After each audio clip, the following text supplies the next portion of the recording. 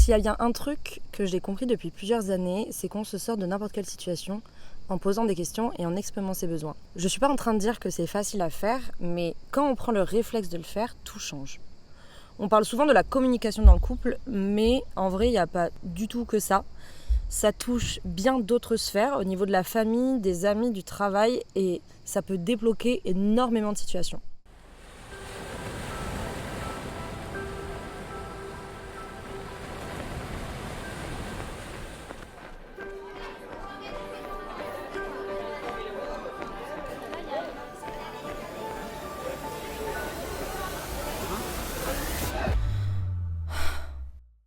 Bonjour à tous, bienvenue dans ce nouvel épisode de Chronique de vie. Aujourd'hui on va parler d'un sujet archi intéressant et hyper utile dans la vie de tous les jours puisque on va parler de la communication. Je suis pas toute seule, je suis avec mon amie Cory. Coucou! Qui est clairement ma reine qui m'a tout transmis sur ces sujets-là, sur la communication. Et on voulait ensemble en parler, faire un petit débat de copines. En fait, voilà. c'est un peu un sujet qui nous a regroupés. Toutes les deux, on a eu des moments de conversation genre hyper deep sur ça. Ouais. Parce qu'on a toutes les deux eu forcément un peu des galères avec la communication parce que c'est pas inné chez les gens finalement.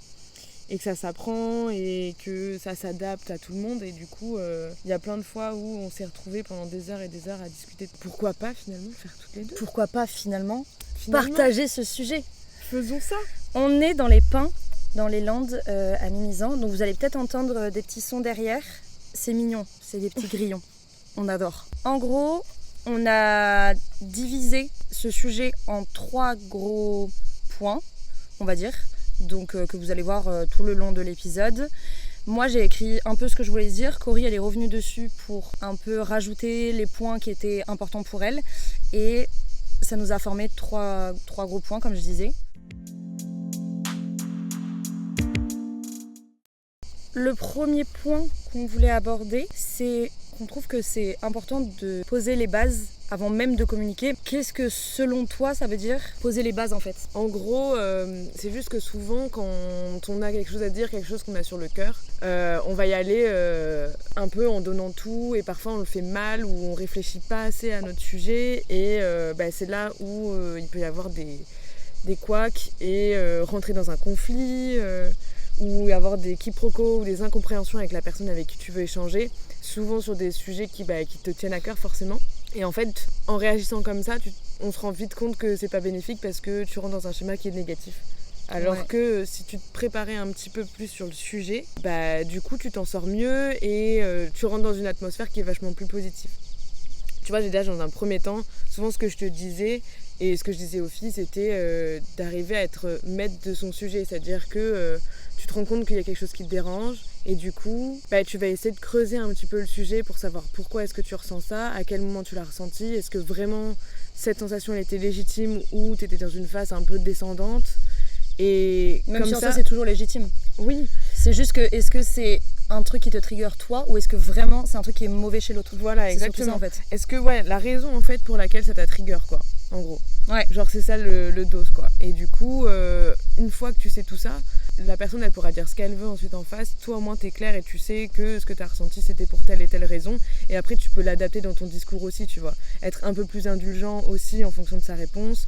Parce que tu sais que toi c'est des sujets qui vont te mettre peut-être plus mal à l'aise alors que pour quelqu'un d'autre ça peut clairement ne pas l'être, tu vois. Et savoir aussi si ce sujet, est-ce que c'est parce que c'est quelque chose chez la personne en face d'un trauma ou de quelque chose où à ce moment-là forcément on va pas aborder les choses de la même manière, ou est-ce que en fait c'est un truc qui fondamentalement est pas très grave et du coup, enfin pas très grave, il n'y a pas de niveau de gravité mais qui au final te trigger alors que c'est pas fondamentalement hyper important. En fait c'est aussi savoir quels sont les points à creuser, tu vois, parce que tu peux te dire ok cette personne m'a dit ça m'a fait mal, j'ai besoin de lui en parler mais je vais être dans un moment calme et du coup essayer de te dire est-ce que moi ça m'a fait mal pour une raison par exemple parce que c'est suite à un trauma, mais ça se trouve sa réaction elle est aussi suite à un trauma, tu vois. Tout à fait. Donc c'est là où il faut avoir quand même une certaine indulgence et poser les bonnes questions. Et encore une fois, si tu veux que la communication elle soit fluide et qu'elle soit claire et qu'elle a un but, dans tous les cas, c'est que ça aille mieux. Et si tu veux que ça parte dans ce sens-là, il faut forcément que tu te mettes à sa place et que tu te dises ok, bon, peut-être que lui aussi en fait il a des moments où ça va pas et il faut creuser ce sujet-là pour savoir pourquoi ça l'a mis dans, et là où tu dis cet état, à ce moment-là, il faut aussi maîtriser son sujet, quoi. Exactement. Et c'est ça que tu disais. C'est ça la base en fait. Ouais. C'est que tu maîtrises le sujet et au moins comme ça tu t'arrives quand même assez tranquille, un peu la boule au ventre, genre ouais, putain là faut que je lui dise ça et tout parce qu'on s'est embrouillé la dernière fois mais ça me met mal à l'aise, alors que là au moins vu que tu sais exactement ce que tu ressens, c'est ok, tu vois. Et surtout que quand tu arrives à la personne en face et que tu veux communiquer sur un sujet, quand tu maîtrises ton sujet, t'es plus à même à ce que la conversation elle se passe bien entre grands guillemets, parce que tu seras moins dans le réac. Ouais, exact. Tu seras beaucoup moins... Donc, tu seras préparé. C'est ça, tu seras préparé, donc tu seras beaucoup moins... Les émotions, elles vont pas te submerger. De fou. Et parce que tu seras préparé à ce que tu veux dire, et c'est vrai en soi. Exactement. Après, du coup, je vais rebondir ce qui, pour moi, était genre le plus important ever. Ce que je te répète tout le temps et ce que je dis tout le temps à tout le monde, c'est vraiment d'être conscient de sa valeur et de savoir qui on est, quelles sont nos attentes et ne pas accepter en dessous en fait. Ouais. C'est hors ça, de c'est question. le plus dur à faire, je trouve. C'est hyper dur parce que ça demande vraiment d'arriver à prendre du recul, à se faire une auto-analyse hyper poussée. Et c'est parfois le plus dur. Genre, souvent, l'auto-évaluation, c'est quand même le truc le plus compliqué. Sachant que si t'as un peu du mal avec la confiance en toi ou des choses comme ça, c'est hyper dur. Mais c'est vraiment la base. À partir du moment où tu te connais, où tu connais tes valeurs, tu sais que tu n'iras pas en dessous. Et peu importe ce que la personne elle peut dire en face, y a des choses que tu cautionnes et que tu cautionnes pas. C'est-à-dire que tu peux avoir de l'indulgence parce que la personne en face elle a des traumas, mais ça légitime pas un comportement qui est juste... En fait ça explique mais ça n'excuse pas. Ouais voilà, c'est ça. C'est comme les tueurs en série qui dans leur procès se sont fait maltraiter toute leur enfance. Ça explique mais ça pardonne absolument pas le fait qu'il ait tué 4 femmes.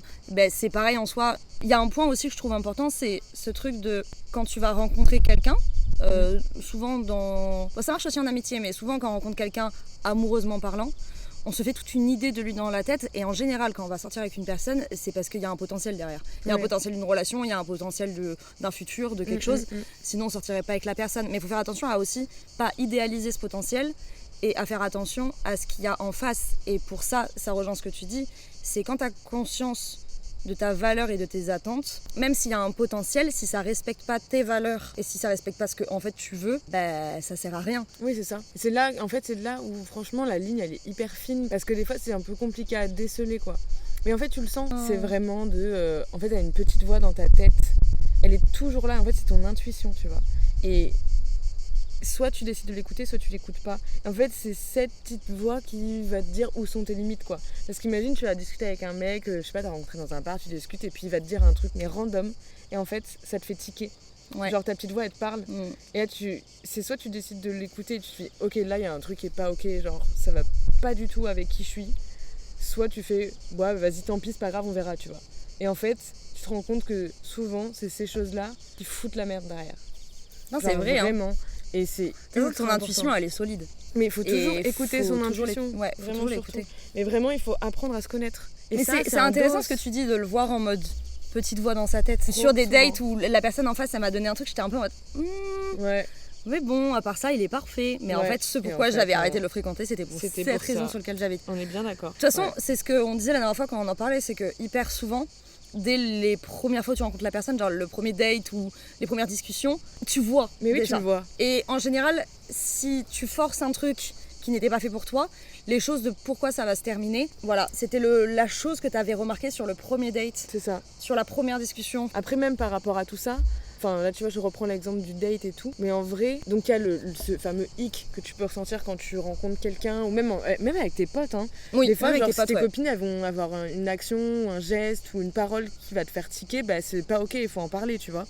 Mais vraiment, il y a le truc d'apprendre à se connaître et à poser ses propres limites. Ça, c'est hyper dur, parce que quand tu vas être face à quelqu'un et justement qui va te dire un truc qui va te mettre pas bien, faut arriver à lui dire, écoute, là, stop. Ce que tu m'as dit, c'est pas ok, ça me plaît pas, ça me fait mal, tu vois. Et si la personne réagit mal, c'est son problème. C'est lui le problème, parce que s'il serait bien dans ses baskets et il aurait pas de problème d'ego, il réagirait pas mal, il serait en mode ok, c'est ça. Genre désolé. Faut pas s'excuser d'être là, faut pas s'excuser de ressentir telle chose, il faut pas excuser ses propres émotions et ressentis, quoi. Si tu les ressens, c'est qu'il y a une raison C'est tout. Et s'il accepte, c'est bon. S'il accepte pas, c'est que lui, il a un problème finalement, peut-être. Je pense qu'on s'écoute pas assez soi-même aussi, tu Ouais. vois, dans ce truc où, comme tu dis, il y a cette petite voix qui nous indique là, red flag. Et on l'écoute pas parce qu'on voit sur le papier, oh là là, le mec a l'air parfait. Ou même en amitié, j'ai tellement envie d'avoir un ami ou une amie que je vais pas voir qu'en fait, ces actions que cet ami tape, en fait, ça me correspond pas. Mais à part ça, elle est parfaite et on rigole et on passe des super moments. Ouais, mais en fait, tu vas forcément te perdre là-dedans. Et tu vas forcément, au bout d'un moment, créer une sorte de dépendance affective un peu en amitié, quoi. Ouais. À vouloir continuer à chercher quelque chose qui, au final, n'était pas pour toi. Ouais. C'est pour ça que tu es dans la connaissance de soi, en fait. La connaissance, et ouais. Et surtout, c'est que se connaître et pas accepter en dessous. C'est-à-dire que même si tu te dis, ok, bon, ça, j'aime pas trop, mais bon, vas-y, je peux faire avec. Non. Si t'aimes pas, tu feras pas avec, en fait. T'auras peut-être la patience pendant quelques temps de dealer avec ça, mais il y a un moment où ça va juste prendre le dessus, ça va être la goutte d'eau qui fera déborder le vase, et juste t'auras perdu du temps avec quelqu'un qui te correspond pas, que ce soit en ami, en amour ou tout ce que tu veux en fait. Exactement. Même au travail, c'est pareil, Exactement. tu vois. C'est juste que c'est des choses que tu peux pas accepter. Ouais. C'est tout. Et non, c'est mais ok. c'est clair. Et là où on disait, quand il y a un truc qui te dérange chez quelqu'un, venir le voir et en parler, c'est aussi pour éviter de se faire des films et de se dire ah non mais elle a dit ça, peut-être qu'elle était fatiguée ou en soi ça reste des suppositions, même si des suppositions positives, ça reste des suppositions quand même. Et se faire 1500 films pour donner des excuses ou alors pour non mais si elle réagit comme ça c'est parce qu'elle m'aime pas, ça c'est plutôt des suppositions dans le négatif. En fait on sait pas ce qui se passe dans la tête des gens, on sait pas ce qu'ils ont vécu. On sait pas, on a tous des éducations différentes, et on a tous et toutes des religions ou des spiritualités différentes, et venir en parler et communiquer et dire bah là ça me plaît pas quand t'as dit ça, aussi peut-être que cette personne elle va dire ah mais moi en fait je dis ça parce que, et tu vas être en mode ouais ok, comme ça je comprends. En fait si tu veux, le truc c'est que pour moi je trouve que quand tu fais ça, de se faire des films, moi pendant hyper longtemps je l'ai fait ça. Ah ouais? Genre je me refaisais les scénarios dans la tête. Et je m'angoissais toute seule, tu vois, je me disais ok, il faut que je lui parle de ça, surtout quand j'étais en couple, tu vois, je me disais ok, il faut que je lui parle de ça, mais ça se trouve il va dire ça, il va faire ça, comme ça, et je me voyais un peu toutes les possibilités, genre est-ce qu'on va se fâcher, est-ce qu'on va se quitter, est-ce que ça va bien se passer et tout ça, et en fait je me rendais compte que ça se passait jamais comme je me l'étais imaginé. Et j'ai passé plus de temps à angoisser toute seule dans mon coin qu'autre chose, parce que, comme tu as dit, tu peux pas savoir, ce qu'il pense, ni comment il est. Il a une vision qui est peut-être totalement différente de la tienne. Déjà juste parce que c'est un homme et que la sensibilité, elle est différente, tu vois. Tu vois juste ça. L'esprit humain est tellement fort que tu finis par y croire à tes films. Alors que juste tu te dis ok, on verra. En général, ce qui se passe, c'est quand même beaucoup moins fort que tous les films que tu as pu te faire. C'est ça. Des fois, c'est plus facile. Tu sais, c'est quand t'as tellement peur d'aller, on va dire, à la confrontation. Ouais. Que tu préfères t'imaginer un peu tous les scénars en mode ça va m'aider à gérer ce qui se passe, alors qu'en fait non, ça te met dans une angoisse plus. Au final, alors que ça part d'un principe en mode non mais comme ça je me prépare mentalement en fait il faut juste à pas la avoir discussion peur de communiquer. Mais en fait quand tu te prépares mentalement à la discussion, tu imagines forcément les pires scénarios, alors qu'en vrai on va pas se mentir, ça arrive pratiquement jamais comme ça. En fait c'est juste qu'il y a beaucoup de monde, beaucoup de gens qui ont énormément de mal à communiquer, et c'est ok. C'est juste que c'est pas quelque chose qu'on a appris. Si t'es né dans une famille qui communique pas, c'est une galère. Si t'es quelqu'un d'hyper timide, c'est une galère. Et si toi t'es hyper communicant mais en face de toi t'as quelqu'un qui ne l'est pas, c'est aussi une galère, parce que tu te comprends pas quoi. Et des fois tu peux te retrouver face à un mur, là du coup vas-y pour lui tirer les verres du nez. Et du coup forcément je trouve que en règle générale, quand je vois avec mes copines, mes amis, ma famille ou quoi, c'est jamais quelque chose d'hyper simple, hyper positif d'arriver à engager une conversation sur un sujet qui va être important, tu vois, qui va être un peu deep, même s'il est positif, juste à partir du moment où il est deep, enfin t'as toujours ce truc de comment il va réagir, tu vois. C'est normal coup, après. Tu préfères, c'est ça, et du coup c'est là où tu pars dans le truc de je me fais des films, etc. Alors qu'en fait non, c'est juste qu'il faut avoir un peu le cran d'y aller. Il faut avoir le cran en fait de poser les questions. On n'aura pas de réponse tant que les questions ne seront pas posées. Et on pourra se faire tous les films qu'on veut, faut les poser les questions. On n'est pas dans la tête des autres. Il y a quelque chose qui va te déranger. Par exemple dans la famille, il y a quelque chose chez ta sœur, une action qu'elle a tapée qui va te déranger. Au lieu de te dire elle a fait ça parce qu'elle ne m'aime pas, ou elle a fait ça parce qu'elle me veut du mal, ou elle a fait ça parce que machin, non, juste tu poses la question. Voilà, t'as fait ça hier, pourquoi? Et en fait elle va te donner une explication qui, ça se trouve, n'aura aucun rapport avec toi. Ou alors si elle a un rapport avec toi, ce sera l'occasion d'engager la discussion là-dessus. Parce que ça reste la famille et que c'est important de communiquer. Et c'est pour ça qu'on dit que la communication est la clé, mais c'est pas qu'en couple. C'est dans toutes ces sphères-là. C'est en amitié, amoureusement évidemment, dans la famille, niveau travail aussi. Le travail, c'est hyper un important. collègue. On oublie vite, mais dans le travail, Ouais. c'est hyper important parce que tu peux très vite te faire marcher dessus en se disant ok, c'est mon boss, donc je peux pas lui dire. Et tu acceptes des choses qui sont pas du tout dans tes valeurs et dans les valeurs de tout le monde, genre le respect, tu vois. Dans toutes les circonstances, tes valeurs, elles changent pas et t'es pas censé accepter certains trucs. Et honnêtement, j'ai envie de te dire, bon après, ça dépend, mais si dans ton taf, tu te fais mal parler, qu'on te manque de respect ou que tes valeurs, elles sont pas du tout prises en compte, Change de mais taf, hein. change de taf. Ah ouais. Et puis franchement, si ça fait plusieurs années que t'es dans ce taf, mais encore plus, t'as déjà prouvé que t'as ta place, C'est ça. ça va quoi. Mais par exemple, moi, c'est un truc que j'adore avec ma patronne actuelle, c'est qu'elle est vachement dans la communication. Dès qu'elle met en place une nouvelle règle pour l'entreprise ou dès qu'elle va mettre en place des nouveaux processus, elle nous demande toujours si ça nous va, si on est d'accord avec ça. Si on n'est pas d'accord, bon, ça reste quand même la patronne, donc elle va pas non plus tout changer, mais on en parle. Pourquoi est-ce qu'on n'est pas d'accord? Et elle est assez ouverte sur la discussion de attends, mais pourquoi t'es pas d'accord? À ce moment-là, elle donne sa version, effectivement, très souvent en plus sa version, elle est en mode ouais, bah du coup je comprends, parce que c'est pour des histoires de compta ou de rentabilité, machin. Mais parfois, en fait, ça lui arrivait déjà où moi je lui dis bah non, moi je fonctionne pas comme ça et j'ai besoin de ça pour comprendre. Et elle est en mode ah ok, bah alors, ok, on va réajuster, on va faire ça de cette manière, comme ça nous va toutes les deux. Et c'est comme ça aussi qu'on fait des concessions. C'est en communiquant. C'est ça. Mais en fait, ça s'appelle de l'intelligence émotionnelle. Un truc que toi, tu fais souvent, moi, je le fais un peu moins. Penser à demander des conseils aux copines, à ta famille. En fait, c'est avant d'en parler à la personne concernée si c'est vraiment un sujet qui te trigger ou vraiment, même si t'as beau retourner le sujet dans tous les sens, t'as des moments de flou, pas hésiter en fait à en parler aux gens autour de toi, à tes proches. Je dis pas à tout le monde, mais vraiment à, je sais pas, ta sœur ou ta meilleure pote. Les gens qui te connaissent aussi. Les gens qui te connaissent bien pour voir si c'est ok ou pas. Et après, tu fais ton propre jugement en fonction du leur. Mais ça, c'est un truc que moi, je fais pas et toi, tu fais beaucoup. En fait, avant, je le faisais pas. J'ai eu une tendance pendant plusieurs années à me renfermer comme une huître. Sauf que j'ai capté que j'étais quand même anxieuse. Et que quand on est anxieux, les gens anxieux qui écoutent doivent savoir, c'est vraiment un flot de pensées incessant dans son esprit. Et c'est des voix qui nous veulent du mal, des voix qui nous veulent pas forcément du bien, des voix qui sont en mode non mais tais-toi, machin, des voix qui sont en mode non mais parle. Donc c'est juste une sorte d'ambivalence constante dans sa tête.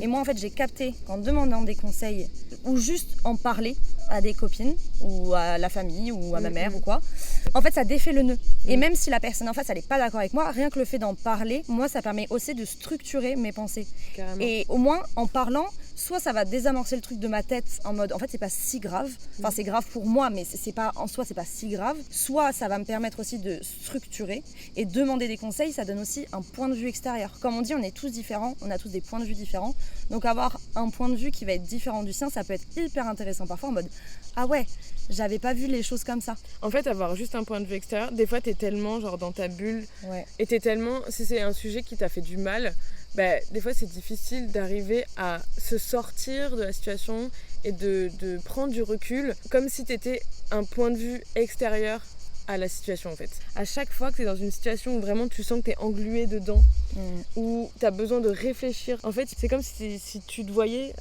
à l'aide d'une caméra, tu prends ta petite tête et tu la sors du champ et juste essayer de voir d'un point de vue vraiment extérieur ce que ça donne si t'étais quelqu'un d'autre qui voyait la situation, tu vois.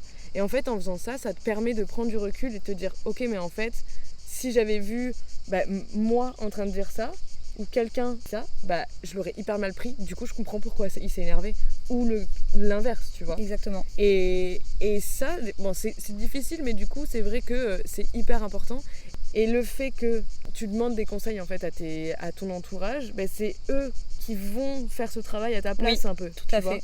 Et qui vont te dire là tu vois moi à ta place ce que t'as dit ça m'aurait genre ultra pas plu et ça m'étonne pas que tu l'aies mal pris parce que c'est pas ok, tu vois. Exactement. Ou même dans d'autres situations où là toi récemment c'est ce que ça avait fait, j'étais dans une situation et je me rendais pas compte qu'en fait la personne en face c'était pas ouf en fait ce qu'elle me faisait. Et quand je t'en ai parlé, mais moi j'en parlais normalement en mode voilà c'est toi qui m'as dit oula attends. Ça t'a pas choqué. Meuf, on va remettre un peu les points sur les i, c'est pas normal. Et j'étais là en mode attends. Ah oui. Oui en fait. Et rien que le fait du coup de communiquer sur ce sujet, elle m'a fait me rendre compte que en fait ça respectait pas mes valeurs de base. Et ça revient à tout ce qu'on a dit depuis le début, c'est quand tu as conscience de tes valeurs et quand tu as conscience de tes limites, t'acceptes pas n'importe quoi. Tout arrive pour une raison et tout est une leçon à prendre. Et au moins, quand tu communiques, tu peux grave en retirer des apprentissages, en fait. C'est ça. Donc ça fait quand même beaucoup de choses à capter avant même de passer au mode communication. Ouais. Mais je pense que c'est des choses qui sont hyper importantes à savoir, à se rendre compte pour éviter le conflit. En fait, le but quand tu veux communiquer, c'est de te faire entendre, c'est de te faire comprendre et c'est pas du tout de rentrer dans un conflit. Et pour moi, c'est vraiment les bases, quoi. Ouais, c'est savoir qui tu es, poser tes bases, poser tes limites, ne pas se faire de film, accepter que l'autre, il a aussi des failles et demander des conseils et des infos à ton entourage si vraiment tu sens que t'es trop dans le flou et que toute seule t'arrives pas à t'en sortir, quoi.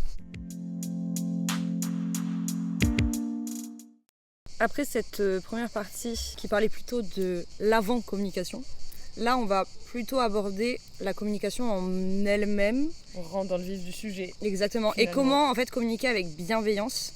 Et surtout, communiquer c'est sympa, hein. Mais s'il n'y a pas de compréhension devant, ça sert pas à grand chose, quoi. C'est sympa de te faire comprendre quand même. Il y a une différence entre communiquer et comprendre aussi. Donc est-ce qu'il y avait un point en particulier que tu voulais dire ? Déjà pour moi la base de la communication, c'est se mettre dans une sorte de safe place.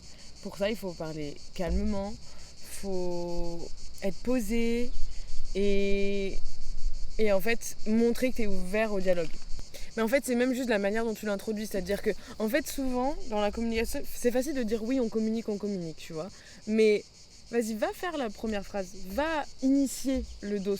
Quand ton mec il est sur son tel tranquille, il est en train de bouffer ou vient de débaucher et que toi t'en as gros sur la patate de toute la journée et que tu sais que tu vas le faire chier parce que t'as un truc à lui dire. Là le mec il sera pas du tout open à la discussion. Il y a ça, il y a je sais pas, ou juste toi t'es stressé, ou il y a eu en fait il n'y a jamais de bon moment. Non, alors là tu peux tenir des années en attendant le bon moment. Exactement, et c'est là où toute la subtilité elle est là-dedans, c'est-à-dire que il n'y a pas de bon moment, du coup, il faut que ce soit toi qui l'instaure, le bon moment. Et à ce moment-là, tu peux l'instaurer en disant, voilà, j'ai besoin qu'on parle, dis-moi quand tu sens que tu es open à la discussion, mais voilà, d'ici aujourd'hui, demain, il faudrait qu'on ait une discussion. C'est ça. Et après, tu peux le mettre aussi, en fait, c'est surtout parler de ce que tu ressens, c'est-à-dire que là, tu dis, écoute, j'aimerais discuter avec toi parce que il y a eu un petit truc qui m'a mis mal à l'aise ou qui m'a fait du mal la dernière fois et je veux juste comprendre.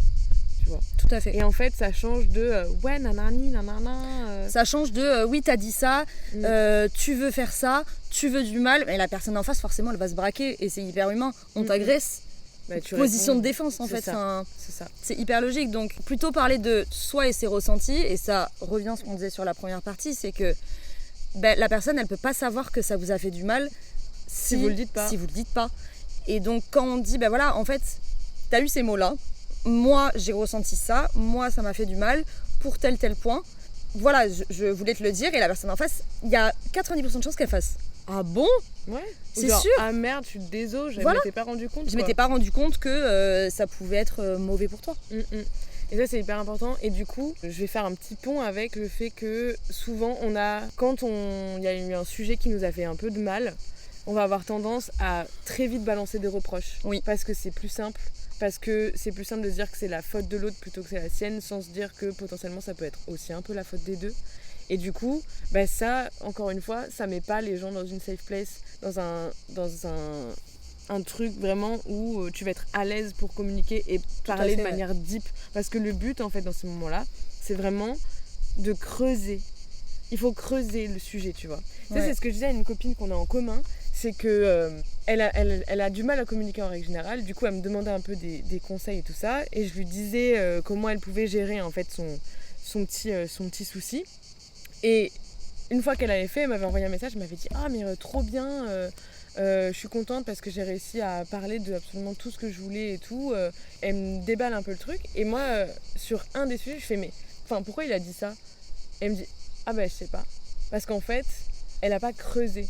Elle s'est rendue compte que oui, elle avait parlé de plein de sujets, mais tellement en surface que finalement, elle n'avait pas vraiment de réponse à ces questions, tu vois. Il y a des discussions où tu as l'impression que quand tu vas l'amener, tu te dis, ça a duré 30 minutes. Mais en fait, quand tu creuses, ça va durer 3 heures, 4 heures. Et en fait, c'est ça le plus important, c'est qu'au final, c'est de savoir le pourquoi du comment. À la fin, t'es censé plus avoir de questions, quoi. C'est pas, par exemple, pourquoi t'as dit ça ? Parce que je t'ai énervé. Ok, pourquoi t'étais énervé ? Parce que ce que tu m'as dit, ça m'a fait du mal. Pourquoi ça t'a fait du mal ? Parce que ça m'a rappelé un truc avec mon ex. Qu'est-ce que ça t'a rappelé avec ton ex ? bah, quand elle m'avait dit ça. Ok, mais pourquoi elle t'a dit ça? Et en fait, en faisant ça, tu vas arriver finalement au truc de base, au noyau du truc qui était parce que elle m'avait trompée et elle me l'a pas dit et du coup maintenant j'aime pas quand on me ment. Tu vois, un truc à la con comme ça. Mais en fait, si t'avais pas creusé, tu l'aurais jamais su. Et même lui, ou elle d'ailleurs, elle aurait jamais capté qu'en fait ça venait de là. Et c'est là que tu résous le problème. Aussi, c'est là que ta relation, que ce soit amicale, amoureuse, familiale, elle va ressortir plus forte. Ah ouais, elle va prendre un stade. Et aussi, c'est là où, sur les prochaines fois, tu vas peut-être faire plus attention. Oui. Parce que tu sais que en abordant ce sujet-là, tu as compris par ces discussions que c'était un sujet qui était un traumatisme pour la personne en face, donc tu vas faire plus attention. Et c'est aussi là où du coup la relation elle en ressort renforcée, c'est que tu fais plus attention à l'autre. Tu as plus l'écoute de ses besoins. C'est ça. En fait, à la fin de la communication que tu vas avoir, de la conversation que tu vas avoir avec la personne, tu es censé en sortir qu'avec du positif, qu'avec des infos, des apprentissages. Des apprentissages en fait. Si tu es tout le temps dans le reproche, forcément la conversation en face elle va être hyper stérile parce que, et c'est humain, ça va être un combat de coq en fait. Ça va être un combat de coq et la personne en face elle va être sur la défensive. C'est ça. Et elle va vouloir attaquer aussi parce que d'où tu m'attaques et je t'attaque pas. C'est ça. En fait, si t'arrives en mode ouais t'es chiant, t'as pas fait la vaisselle alors que je l'avais demandé 1000 fois, forcément la personne en face elle va être en mode tu me saoules, pourquoi tu me parles comme ça quoi. Et du coup elle va dire je vais pas te la faire ta vaisselle. Si t'arrives et que tu dis plus je me sens fatiguée de te demander de faire la vaisselle à chaque fois, ça m'aiderait beaucoup si tu pouvais y penser et que tu pouvais le faire vraiment juste pour ma charge mentale. Du coup tu l'amènes avec vachement plus de sérénité et le fait d'ajouter tes émotions dedans, c'est hyper simple. La personne en face, elle sera jamais, elle va jamais t'envoyer chier. Oui. Ou alors vraiment, si elle a aucune empathie. Si elle a aucune empathie, ça dégage. On veut pas des gens comme ça dans sa vie. Mais après, souvent en fait, ça résonne vachement chez les gens quand tu leur dis écoute, ça me fait mal, ça me blesse, ça me fatigue. Ils se disent ok, donc là, ça veut dire qu'il y a un vrai dos. Si juste tu balances un reproche, la personne elle va se mettre sur la défense et là tu peux rien faire. Mais si t'arrives avec un ressenti, direct ça parle instantanément. Tu vois. En fait, c'est si tu poses ta vulnérabilité aussi. Parce que arriver et donner son ressenti, c'est aussi montrer une part vulnérable chez toi. Et forcément que la personne, elle va pas prendre ta vulnérabilité et faire hop là, je la balance sur mon épaule. Oui, elle va la prendre en mode ok, elle s'ouvre un peu plus à moi, elle montre sa part de vulnérabilité, elle m'exprime qu'elle a une charge mentale là. Bon, si je l'aime, je l'aide, logiquement. Sinon, ça dégage. Une chose que je disais au début, c'est la différence entre... Enfin, c'est sympa de communiquer, mais c'est aussi important de se faire comprendre. Et du coup, ça, c'est un truc que tu avais noté que je trouvais trop chouette. C'est faire la différence entre entendre et écouter. Ça, pour le coup, c'est mon père qui me le disait souvent. Et au début, j'avais trop du mal à comprendre la différence parce que pour moi, c'était un peu des synonymes, mais en fait, pas tant. Il y a vraiment une nuance qui est hyper importante parce que des fois, il me disait des trucs et je dis oui. Il me fait là, tu m'as entendu, mais tu m'as pas écouté. Et là, j'étais en mode hein? Et en fait, il m'expliquait que entendre, c'est la fonction première de l'ouïe. C'est juste, tu entends les oiseaux, les bruits environnants, comme là, par exemple, on entend les cigales. Mais c'est pas quelque chose où tu vas y prêter attention, c'est un truc qui est en fond, en fait. Tu vois, c'est quelque chose qui est juste dans l'air, finalement. Et écouter, c'est vraiment une action active qui dépend de ta propre volonté. C'est-à-dire que, en général, quand tu veux écouter quelqu'un, t'écoutes de la musique, ou quand t'écoutes quelqu'un, t'es attentif à ce qui se passe, tu vois. Oui, tu fais pas autre chose en même temps. Voilà. Et il y a une raison, c'est pour essayer de comprendre quelque chose, c'est juste par curiosité, ou parce que tu te questionnes, ou parce que t'as envie de prêter attention à quelqu'un, quelque chose, ou tu veux vraiment essayer de percevoir le propos de quelqu'un, tu vois. Il y a vraiment un but, quand tu veux écouter, il y a un but, c'est pas juste... entendre un bruit, tu vois. C'est comme quand, imaginons, vous allez parler à quelqu'un à une soirée, vous essayez de créer, entre guillemets, une amitié avec la personne, donc apprendre à la connaître. Si la personne en face, quand vous lui parlez, elle est sur son téléphone, elle parle avec d'autres personnes en même temps, ça donne pas envie de poursuivre la conversation. Là, elle entend, mais elle l'écoute pas. Exactement. Alors que, en général, les liens les plus forts qu'on va faire, et en général qui créent des amitiés, c'est quand on va rencontrer cette personne et qu'on a une discussion active, et en fait, les deux personnes, on s'écoute. Ouais, et tu vas nourrir la conversation comme ça, en fait. Et ça, c'est vachement difficile pour certains à déceler, tu vois. Ouais. Et pour t'aider à déceler ça, déjà, je trouve qu'il y a un truc qui est hyper évident et important, c'est la communication non verbale. Ouais, grave.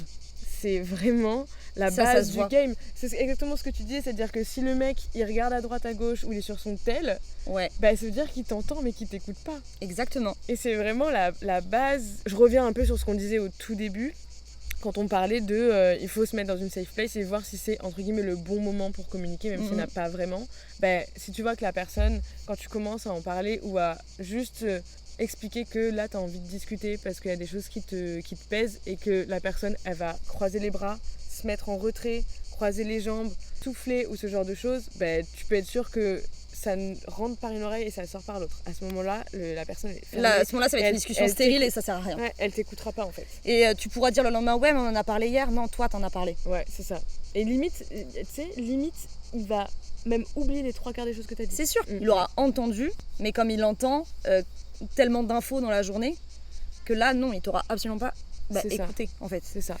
Et après, à l'inverse, par contre, quand tu te retrouves face à quelqu'un qui te regarde dans les yeux, qui, par exemple, tu lui dis un truc, qui va dire « Attends, vas-y, je regarde sur mon tel, je fais des recherches ou vraiment tu sens, en fait, l'investissement à ce moment-là, tu vois.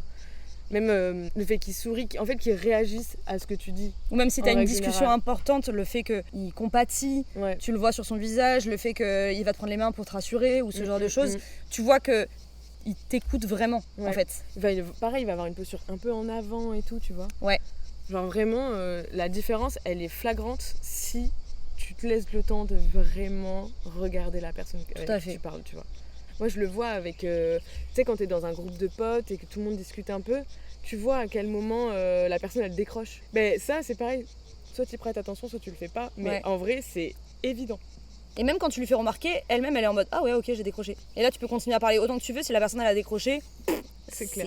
ça va rentrer par une oreille, ça va sortir par l'autre. C'est clair. Et même nous, au bout d'un moment, on attend aussi nos seuils de batterie. Et au bout d'un moment, on décroche complet, Ouais, genre. c'est ça. C'est normal, c'est humain. Enfin, on peut Et pas dans être ces mo- attentif toute la Et tu journée. vois, genre. dans ces moments-là, genre, ça peut être quand, par exemple, la conversation, elle dure vachement longtemps ou quoi. C'est bien de Ben, scinder. Ouais, et puis c'est bien aussi de lui dire en mode écoute là, je commence à avoir plein la tête, il y a trop d'infos, j'y arrive plus, genre ça rentre plus dans ma tête, viens on fait une pause, on fait autre chose et on en reparle, ou on Grave. en reparle demain parce que là je commence à fatiguer, tu vois. Et Plutôt c'est que de ok. continuer la conversation, mais à la fin, en fait, ça va partir dans tous les sens parce que, Ouais.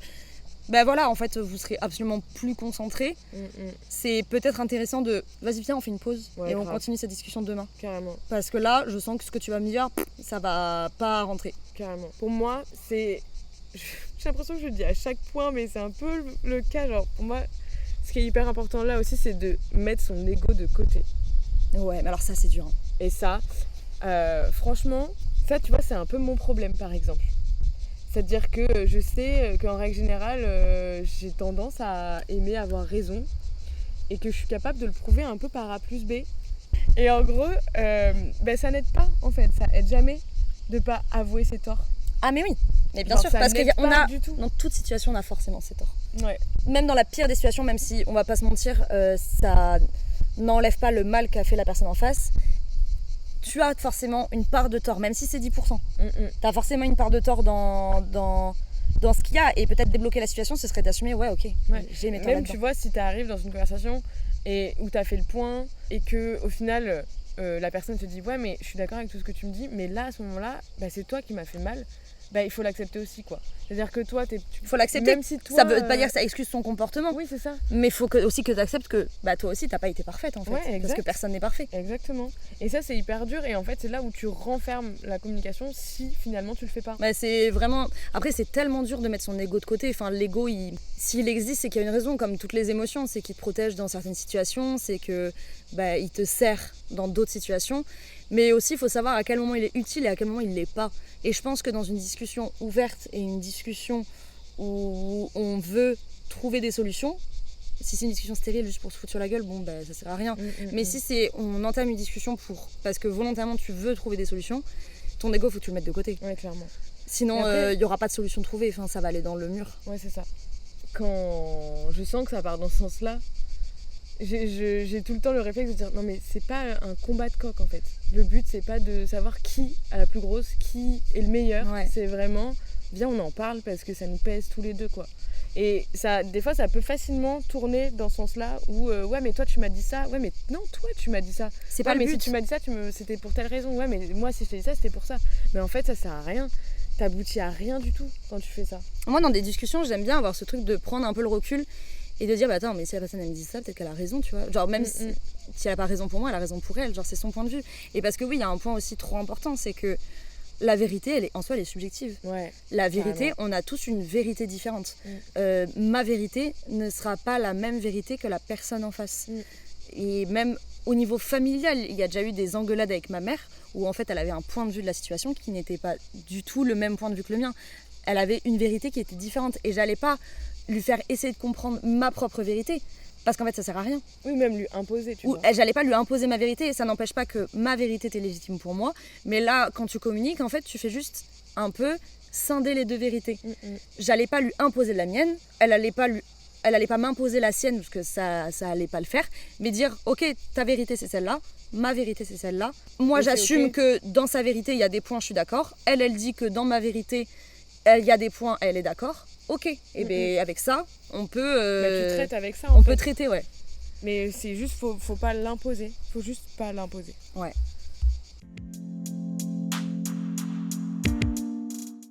Pour cette troisième partie, toi tu avais noté des petits tips que tu voulais donner en fait pour éviter le conflit ou au moins faire en sorte que les discussions elles soient plus agréables entre grands guillemets à avoir. Ouais, en fait c'était des trucs que j'avais remarqué, tu vois, c'était des petits trucs que je me rendais compte que je disais souvent et qui faisaient leur petit bout de chemin dans la tête finalement.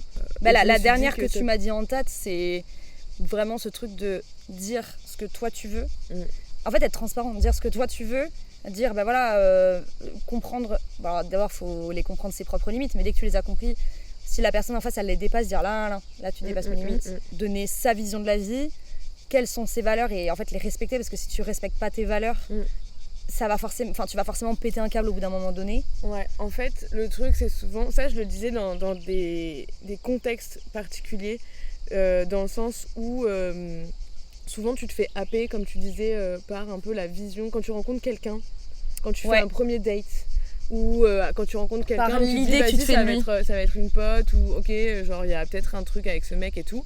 En fait, là où beaucoup de personnes font l'erreur, c'est qu'ils verbalisent pas directement qui ils sont. Et en fait, ça évite de perdre du temps avec des personnes qui te correspondent pas. C'est-à-dire que tu discutes et tout ça, et dans ce cas-là, tu te dis, voilà, moi je suis quelqu'un qui aime les relations comme ça, qui veut une relation comme ça, mais qu'elle soit couple sérieux, plan d'un soir ou n'importe quoi, mais en fait juste le dire assez rapidement pour éviter qu'après tu te retrouves dans une situation où le gars il est à fond en mode ok c'est la femme de ma vie et que toi t'es juste non c'était juste un truc d'hier soir quoi. Et de mettre aussi des limites en mode écoute moi j'aime ça mais ça pour moi c'est pas ok et je dérogerai pas. Tes valeurs c'est pareil en fait, c'est un peu la même chose et ta vision un peu de la vie ou de l'amitié ou de l'amour tu vois. Moi je sais que souvent il y a des trucs que je dis vraiment de base, c'est-à-dire que je rencontre la personne, que ce soit en amour ou en amitié, je le dis à chaque fois, c'est vraiment moi je supporte pas le mensonge. C'est-à-dire que tu me mens une fois, c'est terminé. Mais terminé, il n'y a pas de deuxième chance. Pour moi le mensonge c'est une interdiction, le mensonge, l'omission c'est interdit pour moi. Ça n'a pas sa place dans ma vie, dans mes amitiés et ça je le verbalise direct tu vois. C'est-à-dire que je sais que c'est quelque chose qui me fait trop mal et du coup pour éviter ça et pour être sûr que ce soit bien compris et bien écouté et bien entendu, je le dis tu vois. Putain en vrai c'est pas con. J'avais jamais réfléchi à ça comme ça. C'est con mais je dis que je veux pas d'enfant. Tranche d'âge où faut en parler tu vois. Ça m'est déjà arrivé là il y a pas longtemps, je fréquentais un mec. Et un jour, je sais pas, random comme ça, j'aime trop demander aux gens c'est quoi ton plus grand rêve dans la vie ? Ah ouais, belle. Parce que selon la réponse, ça peut être hyper intéressant. Et en fait, il y a eu un mec en face de moi, il était en mode. Et on était sur des dates sérieux, on n'était pas du tout sur des dates en mode on va coucher ensemble et puis voilà. On était vraiment sur des dates, on se faisait des petits dates trop sympas. Et en fait, le mec, il m'a dit moi, mon plus grand rêve, c'est d'avoir des enfants, fonder une famille. Et là, je lui ai dit tant mieux, mais moi, je veux pas d'enfants quoi. Ouais. Et là, on s'est un peu regardé en mode. Ouais du coup genre on sait que du coup il y aura jamais rien de sérieux entre nous. Si on a envie de continuer à se fréquenter ok, mais on sait pertinemment l'un et l'autre que ça va pas, ça matchera pas sur le long terme. Ouais carrément. Moi il y a un truc qui est hyper important pour moi, mais tu vois je pense pas à le dire, alors du coup je devrais le dire, c'est que pour moi si tu dis quelque chose tu dois le penser. Dans le sens où si tu commences à dire, je te donne des bêtises, mais moi la parole elle est hyper importante pour moi et tout ce que je dis je le pense, je fais hyper gaffe à ce que je dis. Et s'il y a des choses que je ne pense pas, je les dis pas. Dans le sens où, si la personne en face, ça va me dire mais attends, mais je suis trop contente de t'avoir rencontré, j'imagine grave un futur avec toi. Maintenant que tu l'as dit, c'est acté, c'est fait. C'est acté, C'est vrai. et t'imagines un futur avec moi. Donc moi, maintenant que tu l'as dit, ben moi, dans ma tête, je mets en place ce truc de il imagine un futur avec moi, donc il imagine une relation qui va plus loin. Et le nombre de fois où j'ai eu des mecs qui me disaient des dingueries, et franchement, c'est là où il faut faire gaffe avec le love bombing, parce qu'en général, c'est ça, où les mecs, ils m'ont dit des dingueries à base de t'es une des personnes les plus incroyables que j'ai rencontrées, tu communiques énormément, c'est génial. Alors oui, c'est génial. Mais en fait, derrière, le mec, il a pas du tout fait les actions de ce qu'il me disait. Et moi, c'est là où, par contre, derrière, j'ai mis des tirs quand j'ai arrêté les relations. En mode, par contre, tu m'as dit ça. Bah, la prochaine fois, avec ta prochaine meuf, tu le sauras. Tu dis pas des choses que tu penses pas, en fait. Genre, moi, c'est des choses qui ne passent pas. Dire quelque chose que tu ne penses pas, c'est un truc chez moi qui ne passe pas. Ça rejoint un peu, tu vois, le mensonge et l'omission, quoi. Oh, exactement. Mais même s'ils le font sans s'en rendre compte, parce que je pense qu'en faisant ça, sur le moment, ils le pensent. Mais moi, j'aime rappeler ce truc de si tu le dis, tu le penses de suite, mais tu le penses aussi dans 3 semaines, dans un an. Mais en fait, genre, tes actes, ils doivent être en lien avec tes paroles, c'est tout. Exactement. Mais que ce soit aussi en amitié. À faire des grands plans sur la comète de « Oh, mais on fera ci ensemble, on fera ça ensemble, et machin ». Et en fait, quand tu relances la personne, en mode « Bah, du coup, t'avais parlé qu'on pouvait faire cette activité ensemble ». « Ah oui, mais en fait, machin… » Bah non, moi, tu me l'as dit, moi, je me suis projetée dans le truc. Si t'étais pas sûre que c'était possible, t'en parlais pas. Ouais, carrément. Et ça, c'est un truc, moi, quand je dis « Je vais faire ça avec toi », je vais faire ça avec toi. Je suis carrément d'accord avec toi. Si je sais que ça va pas être possible pour des raisons extérieures ou pas, ou que moi, je sais que émotionnellement, je suis pas assez investie pour avoir cette activité avec toi, je vais pas te la proposer. Je suis d'accord. Moi, ce que je fais aussi, c'est je dis un peu mes failles, les trucs un peu chiantos que je peux avoir. Genre. Ah ouais. Mais ça, c'est se montrer hyper vulnérable pour le coup. Mais non, mais c'est des trucs à la con, genre je te préviens, je parle fort et je m'en rends pas compte.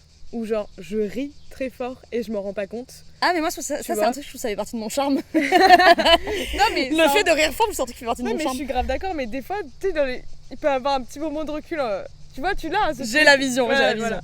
Tu vois, il y a ce genre de truc où je préfère prévenir un peu en avance que je suis un peu tarée finalement. Ouais. Tu vois, mais en fait, en faisant des petits trucs comme ça débloque la conversation et ça te permet de lancer des sujets plus simplement, tu vois. Ou encore un autre truc, parce que là on parle de traits de caractère, mais il y a aussi des choses dans la vie. Moi j'ai toujours dit que je voulais d'un mec qui ne prenne pas de drogue. Belle.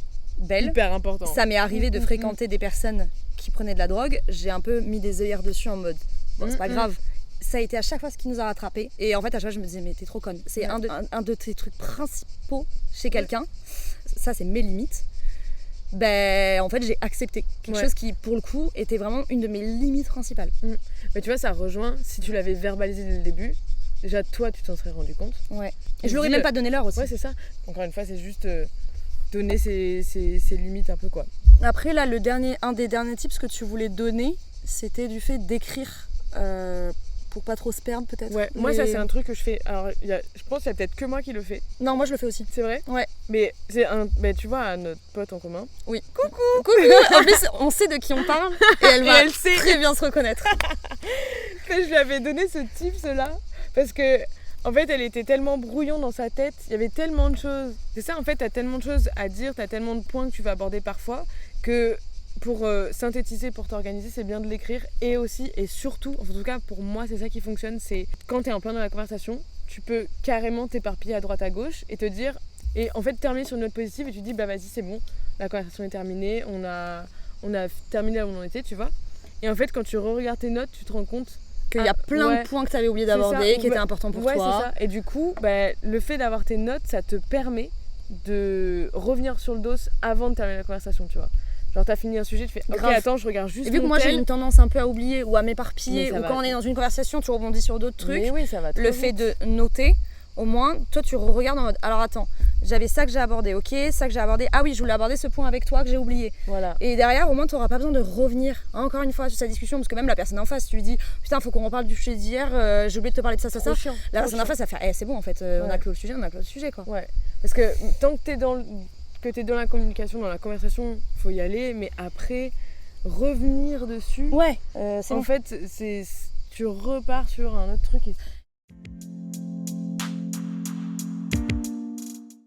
Je pense qu'on a bien abordé les points qu'on voulait aborder, même si on a quand même pas mal dérapé, mais bon c'est assez logique. Surtout que nous on part très loin, ça peut. Mais je pense en plus qu'on a bien illustré, et ça c'est un truc que je voulais grave qu'il y ait des exemples pour illustrer, et je trouve qu'on a trouvé plein d'exemples trop chouettes, en vrai.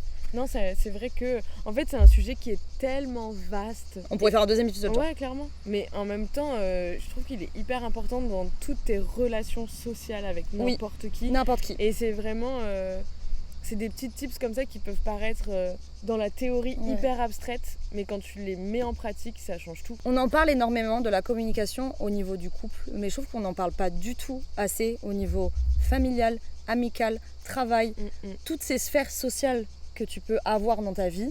Mais la communication, en fait, elle est primordiale partout. Et tous ces points dont on a parlé, bon, on a donné plein d'exemples différents, et pas du tout que dans un couple, même si en vrai, c'était quand même un des trucs majeurs parce que ça a été les derniers exemples qu'on a eus.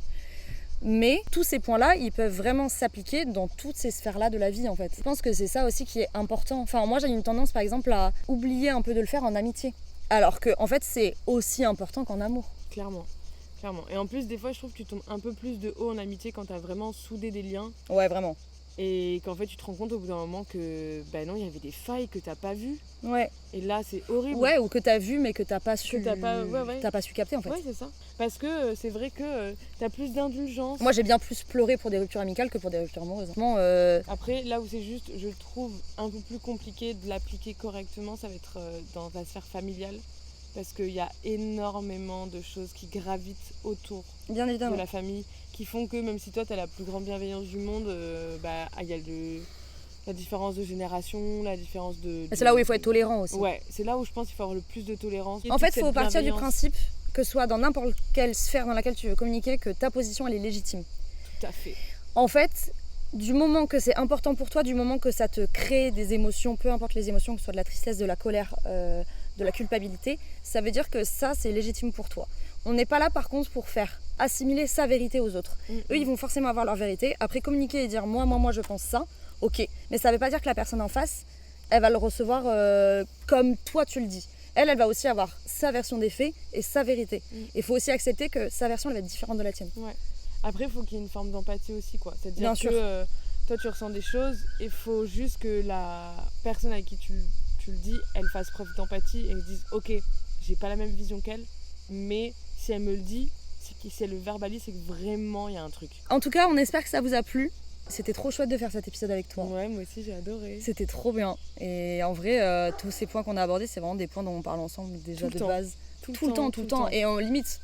Là, il n'y a pas longtemps, on s'est appelé pour qu'elle me le rappelle, genre. Donc. Mais ouais, en tout cas, je suis hyper contente d'avoir fait cet épisode avec toi parce que c'est un des épisodes, je pense, qui va me parler le plus. Et j'espère surtout que certaines choses qu'on va avoir dites auront un impact sur vous et pourront vous aider à bien communiquer parce que c'est vraiment pas une mince affaire, on va pas se mentir. C'est pas simple d'arriver à gérer ses émotions, à gérer les émotions des autres, tout en arrivant à rester lucide et à prendre du recul. Ah ouais. C'est vraiment... Là, c'est dur, hein. Ouais, c'est vraiment difficile, mais avec du travail... À force d'exercice aussi. Ouais, à force d'exercice, ça fonctionne. Et après, aussi, les personnes que tu en face, encore une fois, si tu as des personnes qui vont être empathiques, il y en a qui sont hermétiques à la communication. Il faut arriver à le voir aussi. Et il faut que ce soit en amitié, en amour, etc. Si on se rend compte en face qu'on a une personne complètement hermétique à la discussion, complètement stérile, qui reste juste campée sur lui et ses positions et qui n'a pas l'ouverture d'esprit d'essayer de comprendre au moins les tiennes, bah, ça mènera jamais à rien. Merci en tout cas de nous avoir écoutés dans ce petit épisode. On espère que ça vous a plu et je vous retrouve la semaine prochaine pour un nouvel épisode. À bientôt.